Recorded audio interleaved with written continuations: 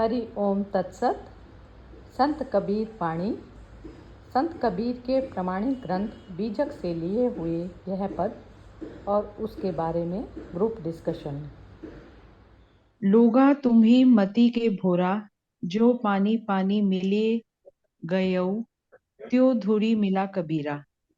जो मैथिल को सांचा ब्यास, तोहर मरण होए मगर पास। मगर मरे मरे नहीं पावे, अंते मरे तो राम लजावे। मगर मरे तो गधा होए, भल प्रतीत राम सो खोए। क्या काशी क्या मगर उसुर, जो पे हृदय राम बसे मोरा। जो काशी तन तजे कबीरा, तो रमही कौन निहोरा। लोगों तुम अपनी बुद्धि से भोले हो। जिस प्रकार पानी से पानी मिलकर एक हो जाता है, उसी तरह कबीर अपने आत्म रूप में बिना किसी छल के विलीन हो गया है। यदि तुम सच्चे मैथिल ब्राह्मण हो और ज्ञान मार्गी हो, तो तुम्हें भी अपना शरीर मगर के पास ही त्यागना चाहिए, क्योंकि मगर मग इक्वल टू मार्ग, हर मीन्स ज्ञान, यानी ज्ञान मार्ग में जो मरता है उसका मरण नहीं होता, वह अमर हो जाता है। और जो ज्ञान मार्ग को छोड़कर मरता है, वह अपने राम को लज्जित करता है। ऐसा अंधविश्वास प्रचलित है कि जो मगर में मरता है गधे होता है। ऐसा मानकर अपने राम प्रवृत्ति को भुला दिया है। मेरा शरीर काशी में छूटे या मगर में, उससे कोई फर्क नहीं पड़ता, क्योंकि मेरे हृदय में राम बसा है।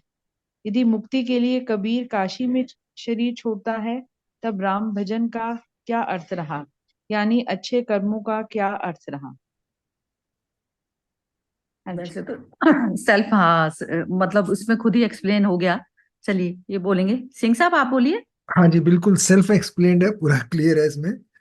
वो पहले माना जाता था, पहले क्या अभी भी माना वही माना जाता है कि जो भी काशी में आके मरेगा उसकी मुक्ति हो जाएगी या वो स्वर्ग में जाएगा, ऐसा कुछ मानते हैं। अभी अभी भी वहां पे कुछ जगहें हैं जहाँ पे लोग जाते हैं मरने के लिए, यानी कि even now people go there in the last. तो उनको पता चलता है कि हमारे मरने वाले, तो वहीं जाके कई महीने बिता के आते हैं, कई बार बिताते हैं। तो ये अभी भी है, पहले भी था। तो कबीर साहब उसी के अगेंस्ट बोल रहे हैं कि ये क्या मतलब हुआ कि तुम काशी में मरोगे तो मुक्त हो जाओगे, और मगर मरोगे तो क्या लिखा है इसमें, गधे बन जाओगे। तो दिस इज एक्चुअली वो बोलना चाह रहे हैं कि अगर काशी में मरने से अगर स्वर्ग या मुक्ति मिलती हो, तो फिर अपना राम राम नाम का क्या फायदा है, या अपने अंदर अपने मन को संभालने से क्या फायदा है। तो इसका मतलब है कि मन को संभालने की जरूरत नहीं है, या सिर्फ काशी में जाके मरेंगे तो सब मुक्त हो जाएंगे। तो ये इतना कौन सा आसान है, वो तो डिपेंड करता है कौन किस पे चल रहा है। देखा जाए तो अपने मन को संभालना भी कोई मुश्किल काम नहीं है, अगर उसको आ जाए करने को। तो मन को संभालने का मतलब वही है कि जीरो मन हो जाए, या आत्मिक भाव में आ जाए। जैसे उन्होंने बोला कि जैसे पानी मिल जाता है किसी चीज में एकदम से, जिस प्रकार से पानी मिलता है, वैसे ही मैं भी विलीन हो गया हूँ उस आत्मिक उसमें, यानी कि मेरी भी ईगो खत्म हो चुकी है। तो इस तरह से वो बताना चाह रहे हैं कि ये जो अ, प्रचलित जो चल रहा था उसके अगेंस्ट कबीर साहब ने नॉर्मली हर कर्म कांड के अगेंस्ट ही बोला है। उनका पूरा शास्त्र या पूरा जो भी उन्होंने बोला है सब इसी के ऊपर ही, अगेंस्ट अगेंस्ट एनी कर्म कांड जो भी कर रहे हैं लोग, उनको उसके खिलाफ ही बोला है उन्होंने। और काफी हिम्मत वाला काम है ये बोलना। तो इतना ही है मेरे ख्याल से। हाँ जी। वो ये पत्थर से पानी तक की यात्रा है। पत्थर हाँ, बनकर पत्थर से पानी, जो भी बिल्कुल बिल्कुल। मान्यता है ना, मान्यताएं ही पत्थर हैं एक्चुअली। मान्यता है पत्थर है, बिल्कुल। चलिए कपिल जी आप बोलिए। हाँ जी, जय श्री कृष्ण। आई थिंक वो सिंह साहब ने अच्छी तरह समझाया काफी। इसमें वही है कि सेल्फ नॉलेज होना बहुत जरूरी है, जबकि हम बाहर देखते रहते हैं और आई थिंक पूरे दोहे में वही बताया है कि know about your self, see your actions, see your observations. बाकी बाहर तो आई थिंक कुछ नहीं मिलना है। तो मैं बहुत ही शॉर्ट रहूंगा आज, मतलब मेरे को इतना ही समझ में आया। हाँ जी। परफेक्ट है। हाँ, चलिए मोना। नहीं जी, नहीं बोल पाऊंगी थोड़ा। ठीक है, ठीक है, कोई बात नहीं। बिम्मी जी आप बोलिए। हाँ जी। हाँ जी, वैसे मेरे ख्याल से वही सेल्फ एक्सप्लेनेटरी है और सिंह साहब ने भी बता दिया। इसमें मुझे बस वो आता है, वो है ना, 900 चूहे खा के बिल्ली हज को चली। तो सारी जिंदगी तो आपने कुछ करते रहे और उसके बाद जी जाके जी हज पर हमने सारे अपने, या गंगा नहा के हमने सारे अपने पाप धो लिए। तो वही जो लोग उसी में जीते रहते हैं। और जो इन्होंने राम शब्द का भी वही कहा, तब राम भजन का क्या अर्थ रहा। तो राम का मतलब ही है कि जो तुमने अपने में रमा लिया, जिसमें आप रम गए, तो जो तुम्हारे अंदर ही है उसको वही तुम उधर जाके, मैं उधर जाके मरूंगा तो तब मुझे मुक्ति प्राप्त होगी, तब मुझे राम। तो वो तो जो बसा ही तुम्हारे अंदर है, मेरे हृदय में राम बसा है। तो इधर उधर वही ढूंढने का क्या अर्थ। और उसमें भी उन्होंने एंड में ये जो लाइन है, यानी अच्छे कर्मों का क्या अर्थ रहा। तो यदि तुम अपनी पूरी जिंदगी में अच्छे कर्म कर रहे हो तो वो ही मुक्ति का राह है। और कहते हैं हर पल तुम राम को जी रहे हो, हर पल तुम कबीर बन रहे हो। तो वो ही मुक्ति का रास्ता है, ना कि ये किसी प्लेस पर जाके। और वो है, that's it। हाँ ठीक है, बिल्कुल बढ़िया है ये। उसने ना, मैं तो अभी आजकल उसकी रमन महर्षि की बुक पढ़ रही हूँ, तो उसमें यही बोला कि जीवन ना एक अभ्यास है, मन को अभ्यास कराना है। अब क्या है, जैसे जो भी सिचुएशंस हमारे सामने आती हैं, तो वो अभ्यास इस प्रकार से कराना है कि वो जीरो होके हर हर समय सही कर्म को जो है देखे। तो अब इस चीज का क्या होता है, हम अभ्यासवश जो है शारीरिक एक्टिविटी करते हैं। अब इसमें जैसे पांचों तत्व से जो हमारी बॉडी बनी है, कौन से तत्व का हमें कब इस्तेमाल करना है, ये चीज की समझ हमारी, जितनी कॉन्शियसनेस हमारी विकसित होती चली जाती है ना, खाली होती चली जाती है, मतलब अपना पराया राग द्वेष इन सब से खाली होती चली जाती है, तो हम सही कर्म करने के लिए मतलब बाधित हो जाते हैं। हमारी जो कॉन्शियसनेस है वो कोई भी गलत कर्म को लेगी नहीं। तो उस प्रकार से जो भी हम इस्तेमाल किया, जैसे हमने क्रोध का किया इस्तेमाल, तो क्रोध हो गया अग्नि का प्रतीक। अब क्रोध को हमें कितनी मात्रा में कहाँ पर करना है, वो चीज जो जरूरी है, तो उसमें हम पांचों तत्व को अपने अकॉर्डिंग घुमा सकते हैं। यदि कॉन्शियसनेस हमारी कृष्ण के लेवल की है, तो उसमें कहाँ पर हमें पानी बन जाना है। पानी बनके की जो जो स्थिति ऐसी है, पानी मतलब ये हो जाता है कि जैसे मुझसे कुछ गलती हो गई, अब सामने वाला मनुष्य अड़ा पड़ा है ईगो में, ईगो ईगो पत्थर है ना, तो वो पत्थर में मेरे को एकदम उस समय घुल जाना है कि उसकी बात को एक्सेप्ट कर लेना है। तो ये चीज जो है पानी वाला एलिमेंट हो गया। तो ये एलिमेंट्स जितने भी मनुष्य जब अपने कंट्रोल में ले आता है ना, तो मनुष्य ही सिर्फ उससे पार जा सकता है। तो ये चीज जो बताई है, तो उसमें एक ये वाली भी बात बोली उन्होंने कि एक ज्ञानी की कंपनी करना, कहीं तीर्थों में आप जन्म जन्म चक्कर लगाते रहो, तो लेकिन एक ज्ञानी की कंपनी जो है आपको 1 मिनट में जो है हल्का कर जाएगी। चाहे आप कितने ही मंदिर को पूज लो, पत्थरों को पूज लो, कितने भी, तो वो सब चीजें कुछ भी नहीं है। जन्म जन्म आप पूछते ही रहो, कुछ भी नहीं होता। लेकिन मेरी अपनी ये धारणा है कि जैसे हम किसी मनुष्य को जो मंदिर जा रहा है, तो हम उसको रोक नहीं सकते, कुछ नहीं कह सकते। वो क्या होता है, वो थक के अपने आप आएगा, क्योंकि अभी उसके अंदर शरीर में एनर्जी है, इधर चला जाऊं उधर चला जाऊं, वहां से मेरी कामना है, अभी कामनाओं के उसमें जाल में वो फंसकर, और उसको ये सारी चीजें कर रहा है वो। लेकिन उसको भी क्या है, हमें रोकना नहीं बनेगा। वो जा रहा है, उसको तृप्ति मिलती है, मन को शांति मिलती है, उसको वहां जाके तो जाने दो, कुछ मैटर नहीं है। वो क्या होता है, थक हार पीट के जब बैठेगा अपने आप में, तो तब उसे उसे पता चलेगा कि मैं कहीं जाने से कुछ नहीं ना, अपने मन को ही जब तक आप निर्मल कोमल नहीं करेंगे, तो तब तक वहां से सॉल्यूशन मिलना है आपको अपने आप से।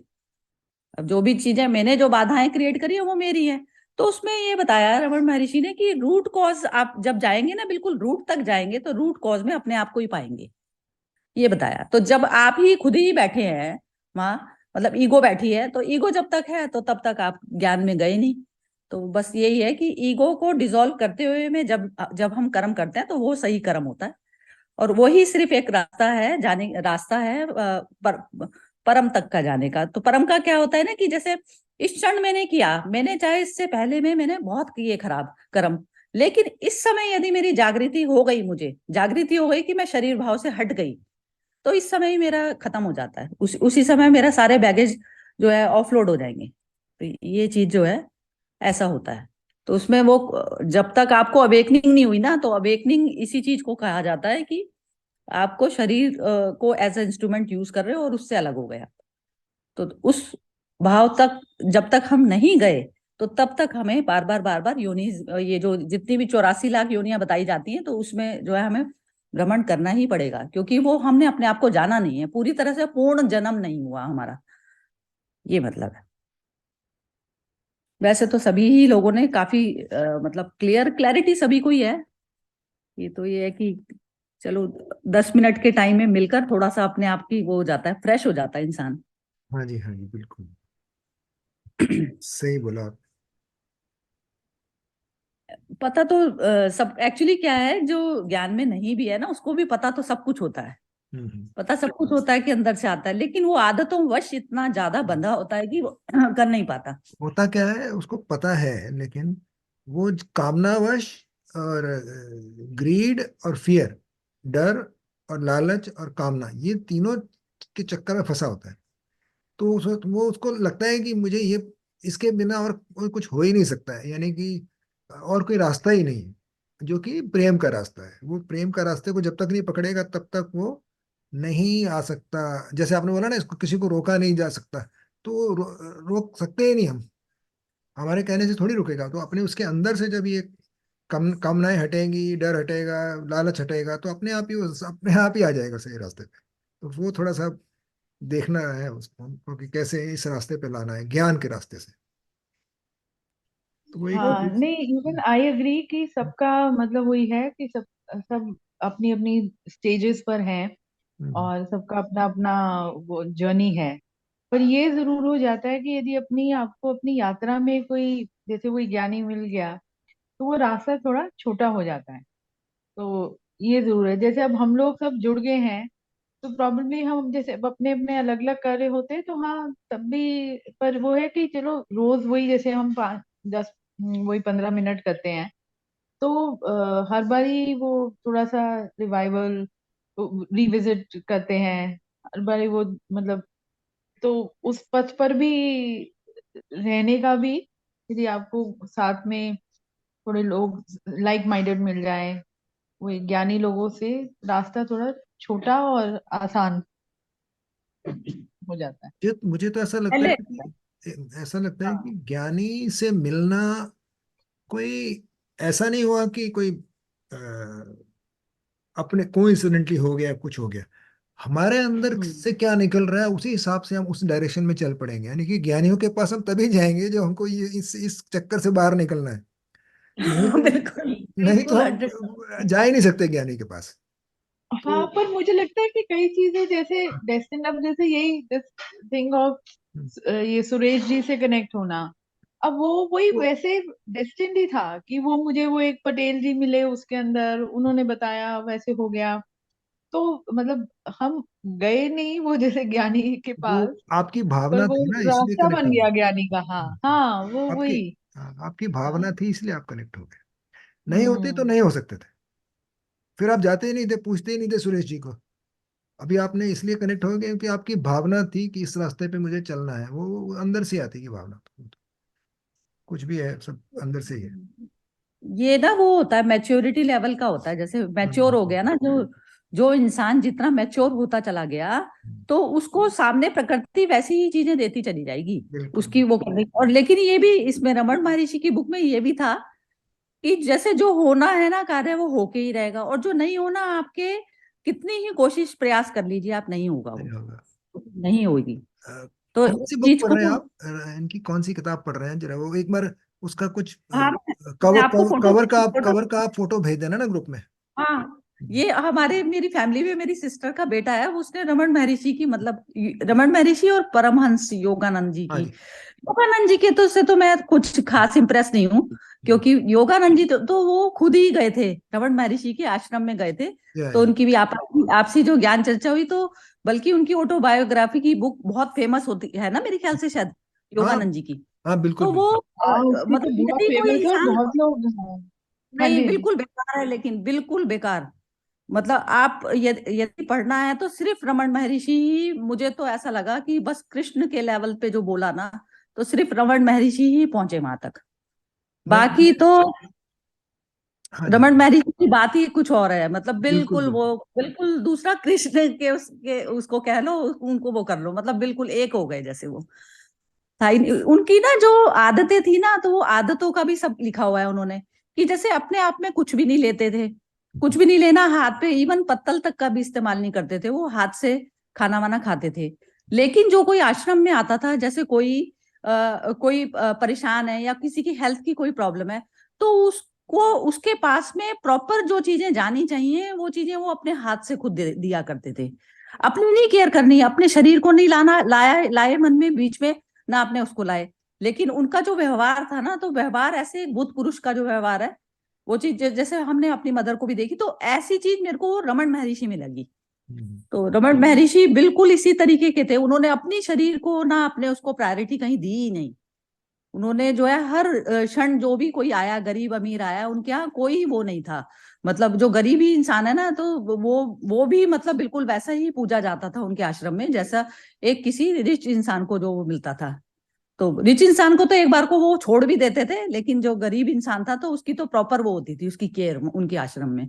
तो ऐसा चीजें बहुत वैसी बताई कि जैसे हम बुद्धों के पास में रहते हैं ना, तो तब इनकी ये चीजें जो है निरीक्षण में करने में आती हैं। तो ऐसा इन लोगों का व्यवहार होता था। वैसे तो मैं वही, भी उनके आश्रम में गया हूँ, अरुणाचल, वहाँ पे तिरुवन्नामलाई। तो मैं आप भी वो, तो वैसी है। मैं उधर गया हूँ, और वहाँ देख के आप आया वो जगह भी जहाँ पे अपना मेडिटेशन कर किया उन्होंने 18 साल ना, वो जगह भी देख के आया, केव के अंदर सब देख के आया। और मेरे पास एक दो बुक्स भी है उनकी, अभी इसीलिए आपसे पूछा आप कौन सी बुक पढ़ रहे हैं। तो एक तो मेरे पास वो 44 श्लोक हैं उनके, सारी उसमें समझाया है उनके। गीता के 44 श्लोक के ऊपर भी बोला उन्होंने। हाँ हाँ। मतलब ज्यादा नहीं, वैसे तो वो तो जो भगवान कृष्ण ने बोला हुआ है वही चीज को रिपीट किया हुआ है। लेकिन वैसे जो उनकी जो वैसी थी ना, जैसे ऑटोबायोग्राफी कह लो, तो हम्म, वो चीज मुझे अच्छी लगी कि एक हाँ उसका ऐसा ही व्यवहार, मैं ऐसा समझती हूँ कि ऐसा ही व्यवहार, क्योंकि अंदर से जैसे अब कृष्ण का ही था, तो कृष्ण भी तो अंदर से योगी तो थे। या अंदर से वो उसमें रमे हुए थोड़ी ना थे, राजसी उसमें, हम्म राजसी उसमें रमे हुए नहीं थे ना, वो तो कहीं भी उन्होंने घोड़ों को भी साफ करने का काम किया। हर चीज की है उन्होंने।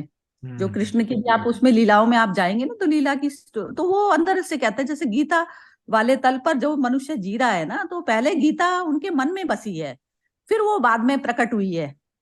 प्रकट तो उन्होंने गीता के रूप में बाद में की, लेकिन उनकी जो लीलाएं थी वो गीता का ही तो एक तरीके से वो था, गीता को प्रैक्टिकल वे में जीना। हम्म। ऐसा था कृष्ण की लीला अद्वैत का मतलब। अद्वैत का ज्ञान दिया उन्होंने मेनली। अद्वैत के बारे में अद्वैत उनका में सेंट्रल जाके आइडिया वही बनेगा, था। अद्वैत में जाकर ही ना सिंह साहब हमारी ना डिमांड खत्म होती है, नहीं तो हाथ में ना सब, हर इंसान के हाथ में कटोरा रखा हुआ है भीख का। वो बिल्कुल। कौन सा भीख का होता है, जैसे कि मैं कुछ व्यवहार कर रही हूँ तो मेरे मतलब जब मैं चाह भी नहीं रही ना, तो भी मेरी एक्सपेक्टेशन बन जाती है कि मैंने तो अच्छा किया था, जैसे अच्छा किया था, लेकिन उसका रिस्पॉन्स ऐसा ऐसा नहीं आया। जैसे कोई हमारे देने के बाद में भी हमने किसी को बहुत अच्छा किया किसी के साथ में, और अगले दिन वो आके हमको ऊट पटांग कुछ बोल जाता है या कुछ मिसबिहेव कर जाता है, तो एकदम फौरन हमारे मन में आ जाती है चीज। तो इतनी भी एक्सपेक्टेशन नहीं रखता बुद्ध पुरुष। एक्सपेक्टेशन मतलब ये हो गया ना कि जैसे कोई भी व्यवहार से ना विचलित होता ना वो होता, वो उसको लगता है कि ये अभी थोड़ा वो मैच्योरिटी उस पे आए, जब मैच्योर होगा तो अपने आप समझ जाएगा। इतना हद तक का छोड़ते हैं, वो एक्सक्यूज देते हैं उनको। उनके बारे में बोलते हैं कि जब वो घर से चले थे, तो माँ बाप दोनों को छोड़ के, तो उनके पास सिर्फ एक, पता नहीं, एक अंगूठी या कुछ चीज थी ऐसी सोने की, या कुछ, या बाली थी, आई डोंट नो, कुछ थी। तो वो उन्होंने बेच के ट्रेन का टिकट लिया, वहाँ अरुणाचल में तिरुवन्नामलाई में उतर गए ट्रेन से पहाड़ को देख के। और उसके बाद उन्होंने वहाँ पे जो तालाब था, वो जो बाकी पैसे बचे थे, जैसे उन्होंने 100 रुपए की अंगूठी बेची, तो उनके ट्रेन का टिकट 60 रुपए का आया होगा, तो ऐसे 40 रुपए बचे होंगे। तो तो 40 रुपए उन्होंने वहीं फेंक दिए, ऐसा कुछ बोलते हैं उनके बारे में, बताते हैं ऐसे कि उन्होंने कहा कि मुझे इसकी भी जरूरत नहीं है, बोलते हैं अभी आई आई डोंट नीड एनीथिंग, मेरे को जब पहुंचना था पहुंच गया था, अभी मैं यहीं रहूंगा। तो वो उनका एक वो बोलते हैं उनकी जो उसके बारे में बताते हैं ना, जो कहानियां हैं, हम्म। पता नहीं सही है गलत है जो भी है, लेकिन है तो ऐसे ही, बताते तो ऐसे ही। और ज्यादा पुरानी भी नहीं है कि गलत हो, मतलब ही डाइड इन 1953 54 ऐसे ही कुछ है। ज्यादा ज्यादा पुराने नहीं है उसके, 70 75 साल भी नहीं लगी। अब और भी बहुत सारे संत हैं, ऐसी बात नहीं है। एक मैं तो मुझे ये कहूंगी कि ये जैसे जो उन्होंने फेंकने का भी जो उदाहरण, पता नहीं गलत है सही है मालूम नहीं ना वो तो चीजें, लेकिन वैसे फेंकने का भी नहीं बनेगा, क्योंकि उसमें तो ये था ना, जैसे बुद्ध ने अपनी सारी चीजें छोड़ी थी तो उन्होंने दे दी थी। दे दो, इससे बढ़िया तो किसी को दे दो, जिसको भी भूख है उस चीज की हाँ तो उसको दे दो, हाँ तो वो कम से होता कम है। थोड़ी सी तो शांत हो जाएगी उसकी उसकी भी पता नहीं भूख। उन्होंने बोला देने को भी किसको दूं मैं, तो ऐसा कुछ बात भी मतलब मेरा नजरिया ऐसा है अपना, कि मेरे को लगता है कि जैसे जो चीज बिल्कुल ही कोई इंसान को लालच ही बसा हुआ है, तो उसका लालच की कभी तो लिमिट होगी कोई। हाँ, दे हाँ के जी। किसी का फायदा ही होगा, वैसे तो वही है कि कूड़े में हल्की सी डालने से अच्छा है कि बिल्कुल